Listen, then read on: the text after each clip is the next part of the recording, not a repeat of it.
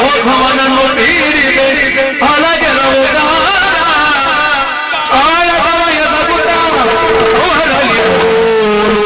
ನಿನ್ನಯ ಪಾಲಿಗಡರಲು ಆಮೇಲೆ ಎನ್ನನು ಕಳುವಿ ನಾ ಅವರನ್ನು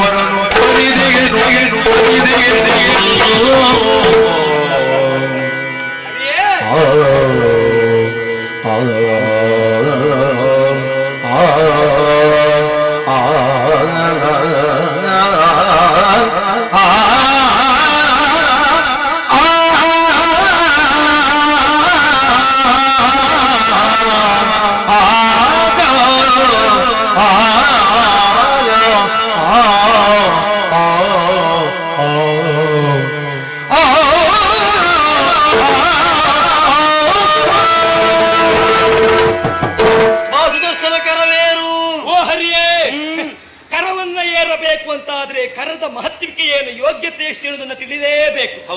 ನಿನ್ನ ಕರದ ಯೋಗ್ಯತೆ ಎಷ್ಟು ಎನ್ನುವುದನ್ನು ನಾನು ತಿಳಿದೆ. ಅಂದಿನಿಂದ ಇಲ್ಲಿಯವರೆಗೆ ಯೋಚನೆ ಮಾಡಿದ್ರೆ ಆಲದಲ್ಲಿಯ ಮೇಲೆ ಬಾಲ ಮುಕುಂದನಾಗಿ ಬಲಗಾಲ ಹೆಬ್ಬೆರಳನ್ನ ಬಾಯಲಿಟ್ಟು ನೀನು ಮಲಗಿದ ಆ ಕಾಲಕ್ಕೆ ಕರುಣದ ಕಲ್ಮಶದಿಂದ ಹುಟ್ಟಿಕೊಂಡವರು ವೀರ ಮಧುಕೈಟವರು. ಹುಟ್ಟಿದ ಮಧುಕೈಟವರು ನಾಳಿಕೋದ್ಭವನಾದಂತ ಬ್ರಹ್ಮದೇವನನ್ನ ಪೀಡಿಸುವುದಕ್ಕೆ ಮುಂದಾದರು. ಪೀಡೆಗೊಳಗಾದ ಬ್ರಹ್ಮದೇವ ನಿನ್ನ ಮರಹೋದ ಆ ಕಾಲಕ್ಕೆ ನೀ ಅವರೊಂದಿಗೆ ಕಾಳಗವನ್ನ ಕೊಟ್ಟೆ. ಸೆಣಸಿದ ಪಂಚಸಹಸ್ರ ಕಾಲ ವರುಷ ಜಯವನ್ನ ಕಾಣದಿರುವ ಆ ಕಾಲಕ್ಕೆ ನೀ ನನ್ನನ್ನ ಕಳುಹಿದೆ. ಆಮೇಲೆ ನಾನವರನ್ನ ತರಿದೆ, ನೀ ಮೇದಿನಿಯ ನಿರ್ಮಾಣ ಮಾಡಿದೆ.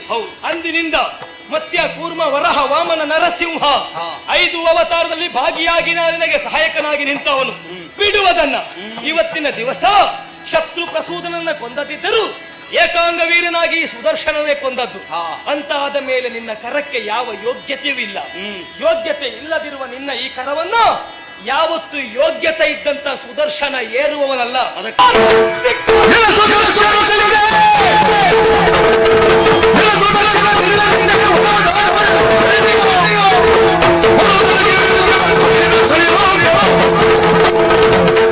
ನಮ್ಮ ಕಂದ ಎಳೆ ಸುದರ್ಶನ ಎನ್ನುವ ಹಾಗೆ ಭಾವಿಸಿದ್ರೆ ನೀನಾಡುವ ಮಾತುಗಳನ್ನು ಕೇಳುವಾಗ ಎಲೆ ಸುದರ್ಶನ ಎನ್ನುವ ಎನ್ನಲೇ ವಿಧಿಯಿಲ್ಲ. ಅಹಂಕಾರ ಪ್ರವೃತ್ತನಾಗಿ ನನ್ನಿಂದಲೇ ಎಲ್ಲ ಎನ್ನುವ ಹಾಗೆ ಸಾಧಿಸುವುದಕ್ಕೆ ಮುಂದಾಗುತ್ತಾ ಇದ್ದೀಯ. ಇದಕ್ಕೆ ಕಾರಣ ಏನು ಎಂದು ಅರ್ಥವಾಯಿತು. ನಿನ್ನೊಳಗೆ ಅಡಕವಾದದ್ದು ರಾಜಸ ಗುಣ. ಅದು ತುಂಬಿದ್ದರ ಪರಿಣಾಮವಾಗಿ ಭೂಲೋಕದಲ್ಲಿ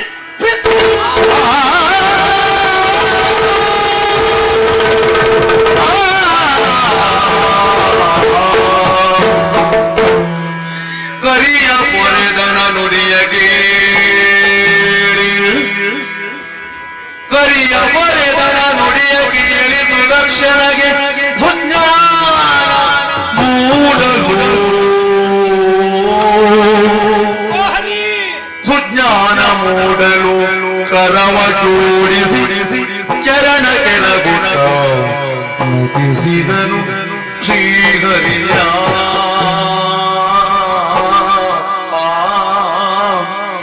ಮನ್ಯಸೆನ್ನ ಪರಾಧವ ಮನ್ಯಸೆನ್ನ ಪರಾಧವ ಮಾಧವ ಸುಪ್ರಸನ್ನ ಮೂರ್ತಿ ಕೇಶವ ಮಾಧವ ಸುಪ್ರಸನ್ನ ಮೂರ್ತಿ ಕೇಶವ. ಎನ್ನೋಳೆದಗೆ ಬೇಡ ಎನ್ನೋಳಿದವ ಎನ್ನೋಳಿದಗೆ ಬೇಡ ಎನ್ನೋಳಿಲ್ಲವ್ವ ಮುನ್ನ ನಂಬಿದೆ ಬಾಯಿನಾತು ಗೋಮೋದ ಮುನ್ನ ನಂಬಿದೆ ಬಾಳ ಇನ್ನಾತು ಗೋಮೋದ ಮನ್ಯಸೆಯ ಪರಾಧವ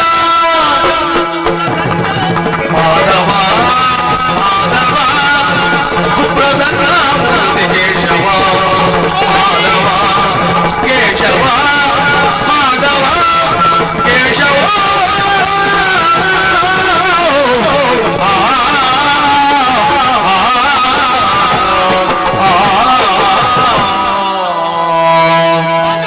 ಕೇಶವ ಸುದರ್ಶನಧಾರಿ ಲಕ್ಷ್ಮೀ ರಮಣ ಶೇಷಶಯನ ಹಾಲ್ಗಡಲ ಶಯನನೇ ಹಾ. ಮನ್ನಿಸನ್ನ ಪರಾಧವ ಸುಪ್ರಸನ್ನ ಮೂರ್ತಿ ಕೇಶವ ಭಗವಂತ ಹೇಳು. ಎನ್ನೊಳೇತಕ್ಕೆ ಭೇದ ಹಾ. ನಿನ್ನೊಳಿಲ್ಲವು ವಾದ ಇದುವರೆಗೆ ನಿನ್ನೊಳಗೆ ಬೇಕು ಎನ್ನುವ ಹಾಗೆ ವಾದ ಮಾಡಿದವನಲ್ಲ ತಂದೆ ನಾನು. ಯಾವುದೋ ಒಂದು ಅಹಂಕಾರದ ಮತ್ತಿನಲ್ಲಿ ತೇಲಾಡುತ್ತಾ ವಾದವನ್ನ ಮುಂದುವರಿಸಿದೆ.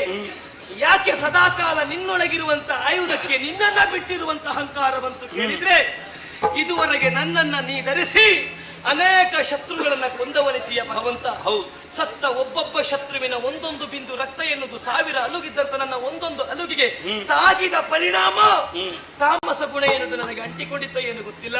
ಓ ತಂದೆ, ಮತ್ಸ್ಯಾವತಾರದಿಂದಲೇ ಹಿಡಿದು ಹೋದರೆ ಮತ್ಸ್ಯ ನೀರನ್ನ ಬಿಟ್ಟು ಹೇಗೂ ಇರುವುದಿಲ್ಲವೋ ಅದೇ ರೀತಿ ಮಹಾವಿಷ್ಣುವನ್ನ ಬಿಟ್ಟು ಸುದರ್ಶನನಿಗೆ ಬದುಕುವ ಶಕ್ತಿ ಇಲ್ಲ. ಈಗ ನನ್ನನ್ನ ಮನ್ನಿಸು, ನಿನ್ನ ಪಾದವನ್ನ ಬೇಡುತ್ತಾ ಇದ್ದೇನೆ. ನಿನ್ನನ್ನ ಬಿಟ್ಟು ನಾ ಬದುಕಲಾರೆ ಭಗವಂತ. ಕ್ಷಮಿಸು ತಂದೆ, ನನ್ನನ್ನ ಕ್ಷಮಿಸು. ಭಕ್ತ ಭಕ್ತ ಚಿಂತ್ಯದ ಬೇಡ ವೀರ್ಯ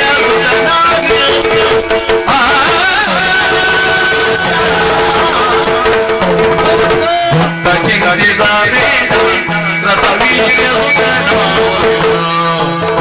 ಭಕ್ತಿಗಳು ಜನಿಸೋ ನೀರು ಭಕ್ತಿಯೋ ಜನಿಸೋ ನೀರು ಭಕ್ತ ಜನ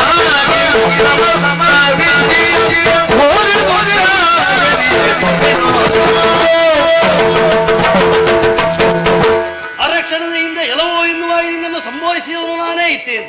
ಈ ಕಾಲಕ್ಕೆ ಆರ್ತನಾಗಿ ಬೇಡಿದಾಗ ಮಗನಾದ ನಿನ್ನನ್ನು ಭಕ್ತ ಎನ್ನದ ವಿಧಿ ಇಲ್ಲ. ಹೇಳು ಭಗವಂತ. ಭಕ್ತಿ ಪರವಶನಾಗಿ ಕೇಳಿಕೊಳ್ಳುತ್ತಾ ಇದ್ದೀಯ, ಮಾಡಿದ್ದು ತಪ್ಪಾಯಿತು ಎನ್ನುವಂತ ಭಾವದಿಂದ ಹೌದು ತಂದೆ. ಆಡಿದೆಯಲ್ಲ. ಅನೇಕ ದಾನವರ ಒಂದೊಂದು ಹನಿ ರಕ್ತ ಎನ್ನುವುದು ಗುಣವಾಗಿ ಪರಿವರ್ತನೆಯಾಗಿದೆ.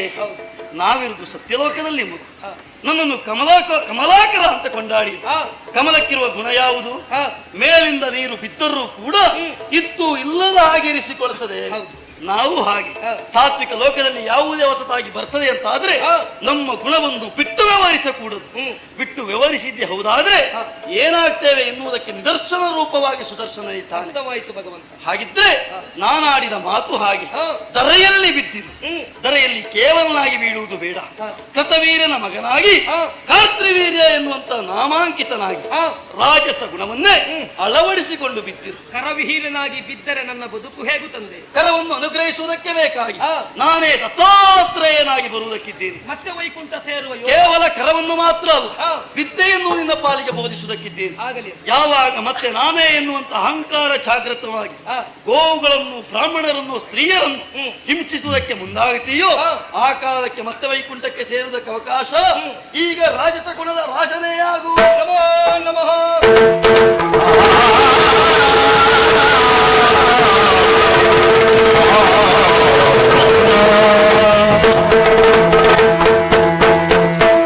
ಕರದಲ್ಲಿರುವಂತಹ ಸುದರ್ಶನ ತಿರುಗುತ್ತಾ ಕೆಳ ಸಾಗಿದ.